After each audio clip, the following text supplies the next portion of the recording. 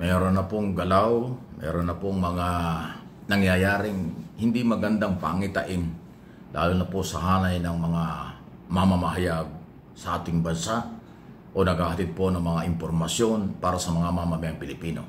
Mahalaga po kasi ang four state na tinatawag, ang grupo ng mamamahayag, mga broadcast journalists, mga nasa print at broadcast business dito sa ating demokrasya at sa Pilipinas. Kasi ganito yung nangyari. Nung bago po nag-desisyon at i-archive ng Senado ang impeachment case ni Sara, unang pumutok, nag-try po ang Senado ipagbawal sa session hall ang mga media na mag-cover. Ang magko-cover na lang daw po ay yung parang television ng Senado, tapos kokopya na lang yung mga media doon sa media center nila. Medyo malayo sa kabilang kwarto. Pero dahil nagreklamo ang mga media, na mahirap sa kanila yun, lalo sa mga cameraman, kaya ho napilitang pagbigyan. So nag-try ang Senado, kontrolin ang media. Nung bago sila nag-decide, yun pala gusto nila talagang i-dismiss or tapusin na yung kaso. Kaya siguro ayaw nila ng maraming media. Mabubulgar lahat ng kailang galawan. Kasi nung nakaraang nangyari sa Senado, pati yung panggugulo ni Amy Marcos na iniutos ni Joel Villanueva para hindi makapagsalita sa Ontiveros, lumabas yun sa television, nag-viral. So isa yun sa mga ayaw nila. Ay hindi naman pwede kasi sa session hall, ang bulwagan ay bulwagan ng Senado, bulwagan ng mamamayan. Dapat lang nakikita ng media yan para ano man ang ginagawa dyan, nalalaman ng publiko. Isa yun sa nakita nating indikasyon na gusto nilang sakalin ang malayang pamahayag na nagsimula dyan sa Senado. Ngayon may burong bago. Alam niyo yung ABS-CBN na kanilang radyo, yan po ay pag-aari, partner na po si Speaker Martin Romualdez at ang ABS-CBN dyan sa kanilang radyo na ngayon ay nakabalik yung DCMM, di ba? May balita po ng isang araw, nag-viral na ito, na tila pinagbawalan ng Office of the Vice President na maging membro ng media or mag-cover regular sa Office of the Vice President ang reporter nila. So hindi maganda. Alam nyo ganito yan, ako po ay ilang dekada na sa media. Lahat po ng mga media naka-assign sa iba-ibang lugar. Ini-assign niya ng editor, ng station manager, ng iba-ibang network, ng radio, TV. O diyan ka sa Senado, ikaw reporter ka dyan. Ikaw ang reporter sa Malacanang, ikaw ang reporter sa Kongreso, ikaw ang reporter sa Defense, ikaw ang reporter sa Police, ikaw ang reporter sa Office of the Vice President. So lahat po yan ganyan. Binibigyan po ng assignment ang mga reporter. At pag ikaw ay naka-assign doon, mayroong accreditation at na-recognize ka dapat nung opisina kung saan ka in-assign dahil ikaw ay mamamahayag. Ay ganun po ang nangyari. Mukhang pinagbawalan, hindi yata tinanggap. Yun na report, parang may report na tinanggap ang ABS-CBN at ang Romualdez Group. Kasi partner na po yan. Sila po may-ari niyan. Hindi lang po ABS-CBN na may-ari ng radyo nila. Kapartner na po dyan si Speaker Romualdez. So merong epekto na ito. Alam naman natin ang OBP, ang mga Duterte ay galit kay Speaker dahil sa issue ng kung ano man, politika. Aba pati yung negosyo niya nadamay na. Kaya po pumapalag ngayon yung mga media. Bakit yung malayang pamamahayag ay pinagbabawal?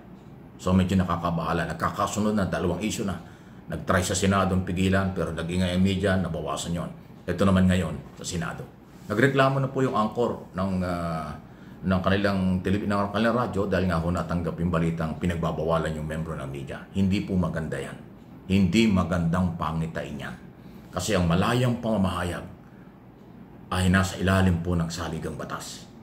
Freedom of expression, freedom of assembly, at saka ho yung lehitimong mamamahayag, yan hindi dapat pinagbabawalan. Pag pinagbawalan yan, something wrong. Ibig sabihin, meron pong kakaiba at delikado. Okay?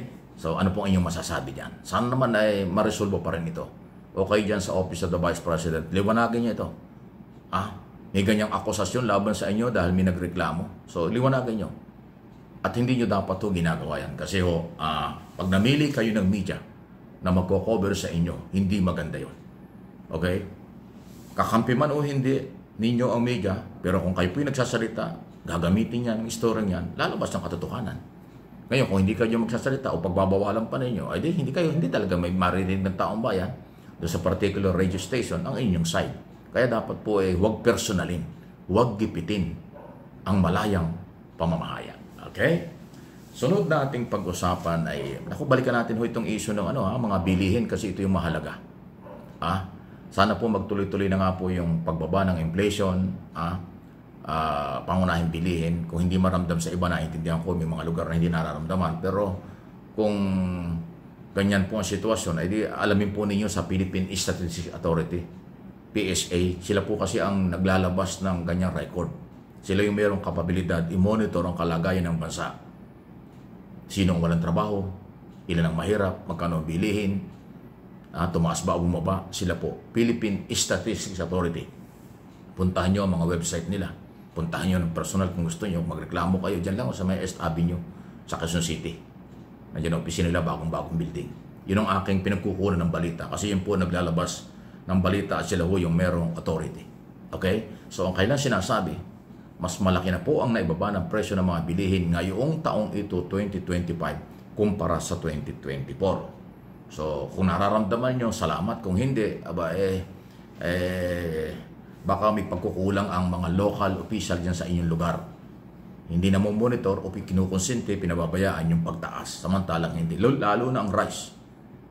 Buong Pilipinas na po ang 20 pesos na kilo ng rice. Kung wala dyan sa inyong lugar, may problema yung mayor nyo. Kasi ang nagbababa ng presyo ng bigas ay local government at national government. Coordinate yan. Kung walang coordination ng local, hindi talaga malalaman ng national. So hindi kasalanan ng national government kung sa probinsya nyo, lugar nyo, ay hindi pa bumababa ang presyo ng bigas. Ang rice ay 20 pesos na lang. Okay? Yung binibenta ng gobyerno. Sa pribadong sektor, siyempre, nasa sa inyo na yan. Kung gusto nyo mamahaling bigas, nasa inyo yan. Pero yung abot kaya at dapat kayanin ng consumer ay 20 pesos po. Ayan. Maliban dyan, yung iba hong bilihin, hopefully bumaba rin. Okay? Basta magandang ekonomiya, may trabaho ang mga Pilipino, may negosyong pumapasok, mayroong political stability, mayroong magandang direksyon, ang bawat isa ay bababa po ang presyo. Pero kung tumataas man yan, o meron tayong problema sa pangunahing bilihin, ito huwag niyong kakalimutan, hindi po yan sa Pilipinas lang. Actually, mas mahal po ang bilihin sa abroad. Mas mahal po ang mga bayarin sa abroad kaysa sa rin sa atin. Kung kukwentahin nyo, yung gastos ng mga OFW, ng mga Pilipino sa abroad, mas malaki sa kanila, mas mahal sa kanila. Hindi sila nagreklamo kasi ganun. Tayo lang naman ang mareklamo eh. Tanong nyo sa inyong mga kamag-anak at kakilala nag-abroad, mas mahal ang bilihin doon kaysa Pilipinas. Okay? Maswerte pa rin tayo dahil naibababa, nakokontrol ng ating pamahalaan sa malalim na relasyon sa mga negosyante ang ating mga bilihin. Please like and share, subscribe and follow.